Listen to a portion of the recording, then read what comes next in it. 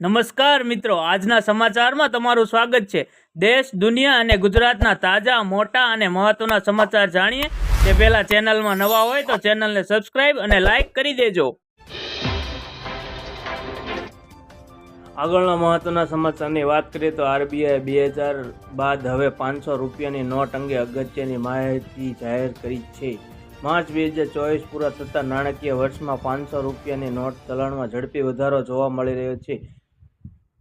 આરબીઆઈના report અનુસાર નાણાકીય વર્ષ 2024 દરમિયાન નોટોની સંખ્યા વાર્ષિક ધોરણે 7.8% વધારો થયો અને 14,687.5 કરોડની નોટો થઈ છે। ચલણમાં રહેલા નોટોના રૂપિયા 500ની નોટોની સંખ્યા વધુ હતી, જેણે નાણાકીય વર્ષ 2024 સુધીમાં વાર્ષિક ધોરણે 16.5% વધીને 6,017.7 કરોડ નોટ પર પહોંચી ગઈ હતી।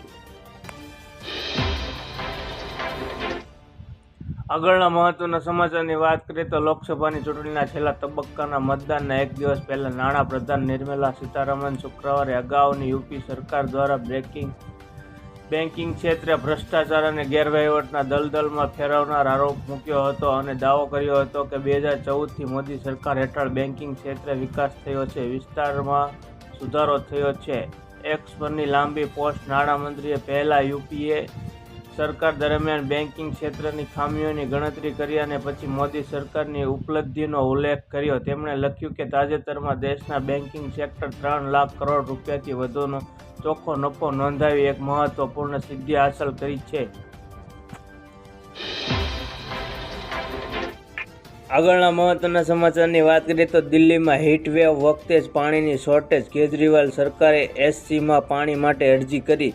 દિલ્હી એક તરફ ભારે ગરમી પડી રહી છે, એની સાથોસાથ પાણીની પણ શોર્ટેજ હોવાને દિલ્હીના અરવિંદ કેજરીવાલ સરકારે સુપ્રીમ કોર્ટમાં અરજી કરીને હરિયાણા, ઉત્તર પ્રદેશ અને હિમાચલ પ્રદેશમાંથી વધારાનો પાણી પુરવઠો પૂરી પાડવાની માગણી કરી છે। અરજીમાં જણાવ્યું હતું કે ગરમીને કારણે દિલ્હીમાં પાણીની માંગણીમાં વધારો થયો છે, એટલે દેશના પાટનગરની પાણીની માંગણીને સંતોષવા જવાબદાર સૌ કોઈની છે।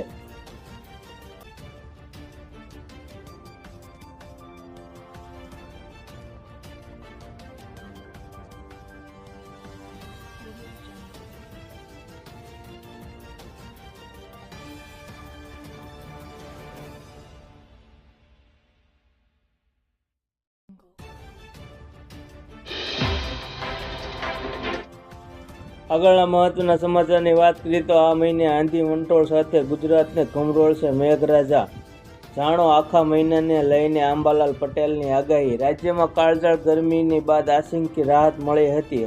હવામાં ભેજનું પ્રમાણ વધતા વાદળછાયું વાતાવરણ સર્જાયું છે, તેમજ પવનની ગતિ સામાન્ય કરતાં વધી છે। તો સૌરાષ્ટ્ર, કચ્છ અને ઉત્તર ગુજરાતમાં આંધી વંટોળ રહેવાની આગાહી પણ કરવામાં આવી છે। કેરળમાં ચોમાસાનું આગમન થઈ ગયું છે, ત્યારે ગુજરાતમાં ચોમાસાનું વિવિધ આગમન ક્યારે અને જૂન મહિનામાં કેવો વરસાદ થશે તે અંગે હવામાન નિષ્ણાત અંબાલાલ પટેલે આગાહી કરી હતી। આગળના મહત્વના સમાચારની વાત કરીએ તો લોકસભા સામાન્ય ચૂંટણી 2024 7/5/2024ના રોજ મતદાન કરવામાં આવેલું હતું, જેનું મતગણતરી 4/6/2024ના રોજ અમદાવાદમાં Gujarat college, Ellis Bridge, LD engineering college, Gujarat university ખાતે થનાર છે। આ મતગણતરી શાંતિપૂર્ણ થાય અને સુમેળભર્યા વાતાવરણમાં પૂર્ણ થાય તે માટે જાહેર સલામતી, કાયદો અને વ્યવસ્થા જળવાઈ રહે તે જરૂરી છે। હું GS માલિક, પોલીસ કમિશનર, અમદાવાદ શહેરી ફોજદારી કાર્યરીતિ અધિનિયમ 1973ની કલમ 144થી મને મળેલ અધિકારના રૂએ નીચે પ્રમાણે ફરમાવું છું। મતગણતરી મથક અંદર કમ્પાઉન્ડ કે મતગણતરી મથકની ચારે બાજુ 200 મીટરની ત્રિજ્યાના વિસ્તારમાં કોઈપણ વ્યક્તિએ cellular mobile phone, cordless phone, wireless set કે સંદેશા વ્યવહાર અન્ય કોઈ વીજાણુ સાધનો લઈ જવા ઉપર પ્રતિબંધ ફરમાવું છું। આગળના મહત્વના સમાચારની વાત કરીએ તો ધોરણ 10 અને ધોરણ 12ના શિક્ષણ બોર્ડની પરીક્ષામાં કોપી કરતા પકડાયેલા 498 વિદ્યાર્થીઓને સજા। ગુજરાત માધ્યમિક અને ઉચ્ચતર માધ્યમિક શિક્ષણ બોર્ડ દ્વારા માર્ચમાં લેવામાં આવેલી ધોરણ 10 અને 12ની પરીક્ષામાં ગેરરીતિ કરતા પકડાયેલા 694 વિદ્યાર્થીઓનું હિયરિંગ કરવામાં આવ્યું હતું, જેમાં 21 વિદ્યાર્થીઓનું પરિણામ રદ કરવા ઉપરાંત 2 વર્ષ પરીક્ષામાં બેસવા પર પ્રતિબંધની સજા કરવામાં આવી છે, જ્યારે 437 વિદ્યાર્થીઓને જે તે વિષયનું પરિણામ રદ કરવાની સજા કરાઈ છે। જેથી આ વિદ્યાર્થીઓ આગામી જૂનમાં લેવાનારી બોર્ડની પૂરક પરીક્ષામાં ઉપસ્થિત રહી શકશે. શિક્ષણ બોર્ડ દ્વારા 498 વિદ્યાર્થીઓને જુદી જુદી સજાઓ કરવામાં આવી હતી.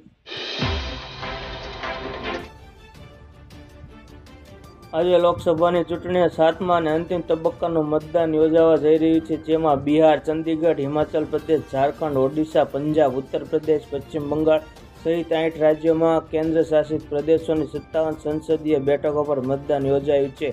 ઓડિશા વિધાનસભાની બાકીની 42 બેઠકો માટે મતદાન યોજાશે. 19 એપ્રિલથી ચૂંટણીની શરૂઆત થઈ હતી. આજે વિશ્વની સૌથી મોટી મતદાન મેરેથોન, જે ગયા મહિનાની 19મી તારીખે શરૂ થઈ હતી, તેને ભવ્ય અંત આવશે. અત્યાર સુધી 486 લોકસભા બેઠકો માટે 6 તબક્કામાં મતદાન થઈ ચૂક્યું છે. 28 રાજ્યો કેન્દ્ર શાસિત પ્રદેશોમાં તમામ સંસદીય બેઠકો માટે મતદાન શાંતિપૂર્ણ રીતે પૂર્ણ થયું છે. મતગણતરી 4 જૂને થશે.